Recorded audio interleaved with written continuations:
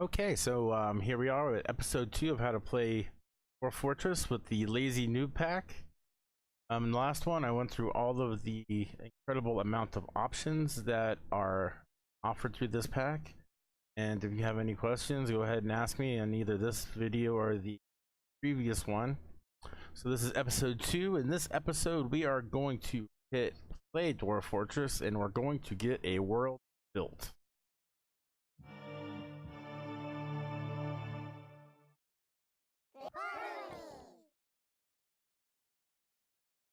Okay, Cody won the great production.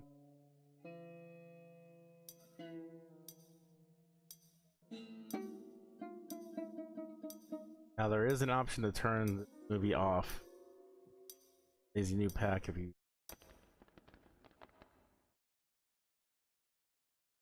But watching that dwarf die never gets old. Okay, so if this is the first time you've played Dwarf Fortress, you should see this window. There's also a second window that pops up with it. This is the DF hack window. You can use this to enter a command line, but this really is not necessary to play this game. Although if you want to throw in like certain some of them you could definitely call cheat codes, and other codes you can put in this just enhance gameplay really. We're not going to be getting to any of this window at all, but it's there if you want to look into it. I will be getting into that in later episodes. So in order to play Dwarf Fortress in Fortress mode, you must create a new world. As you see here, it's the very first option. So you're going to go ahead and hit Create New World.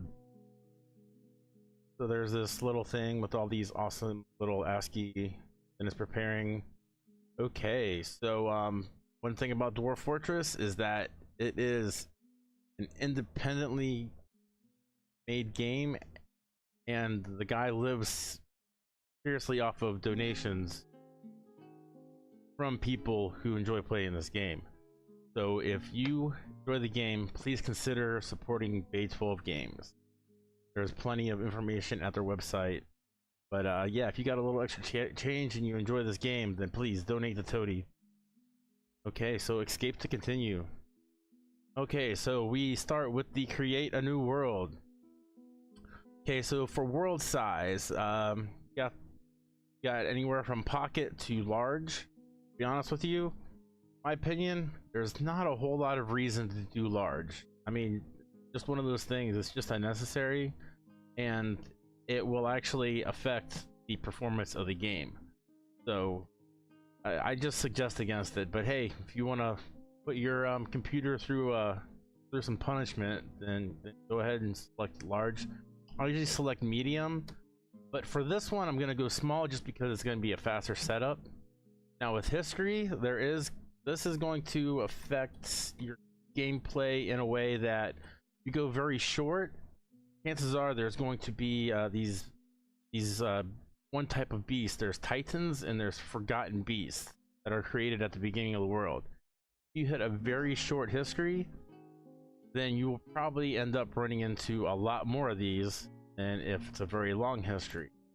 Now if you have very long history, chances are the civilizations in your world will be a little bit better developed, so there'll be a much higher chance for there to be other dwarven civilizations or elves or goblin civilizations really are going to be much more highly developed and a lot more prevalent.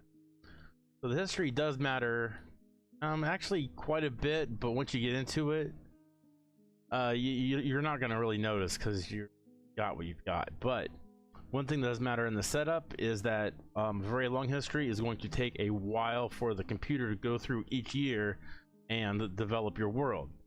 So for this scenario, I'm going to go with short because it's going to be a setup.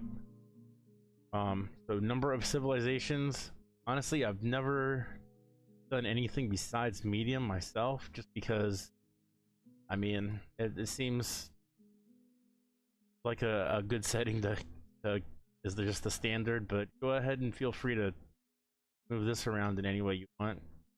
Number of sites, now this is going to I'm not really sure this is going to affect the game a whole lot. I'm not really sure how this affects the game, to be honest with you. Think about it. But yeah, whatever a site is, just select how many there will be in your world.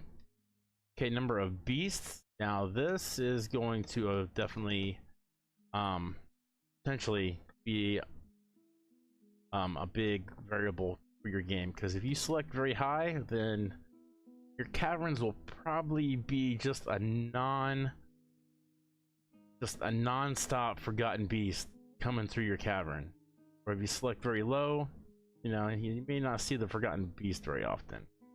And in my experience, you'll get to know what a forgotten beast is soon enough. Once you get good enough to find that first and second level of caverns, you and forgotten beast are going to be best friends before you know it. Now this next one is natural savagery. This is probably the biggest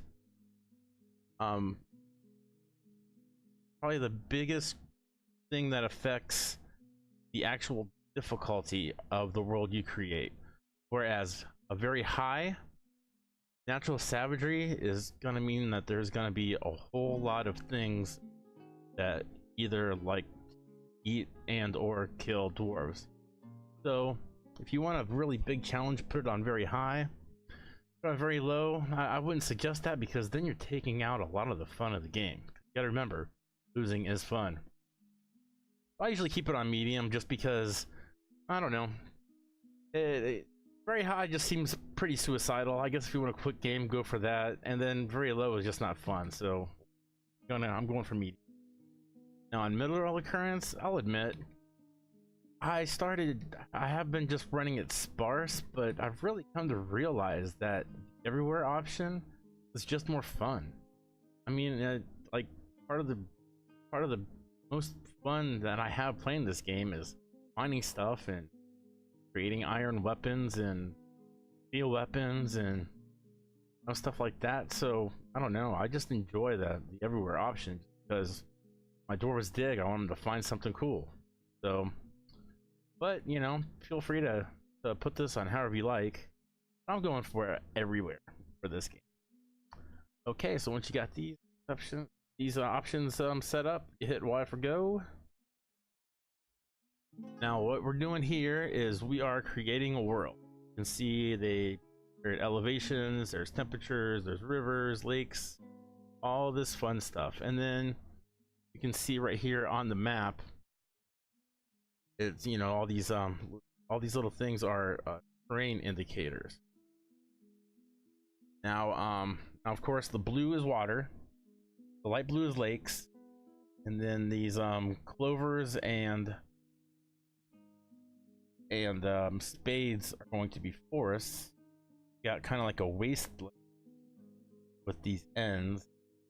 Got hills are the little house triangle.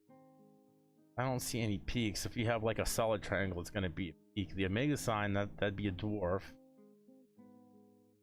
Okay, so we've already reached the end. Now if you go into DF Wiki and look up terrain symbols, and it'll have a much better explanation. And just one more thing I want to note is that the purple areas, anything that is purple, period, is going to be a place of evil. So that's one thing to consider. One little heads up right there. Okay, so movement key. So let's go around in what it looks like.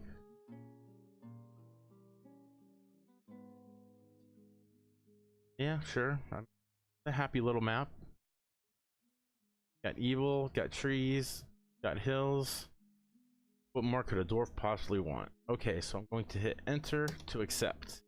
And what this is going to do is this is going to save that map. So right now we're offloading. It's going to save it, and it's going to kick you back out to the main menu. And you can create several different worlds, and you can have a bunch of different Dwarf Fortresses all in the worlds. Okay.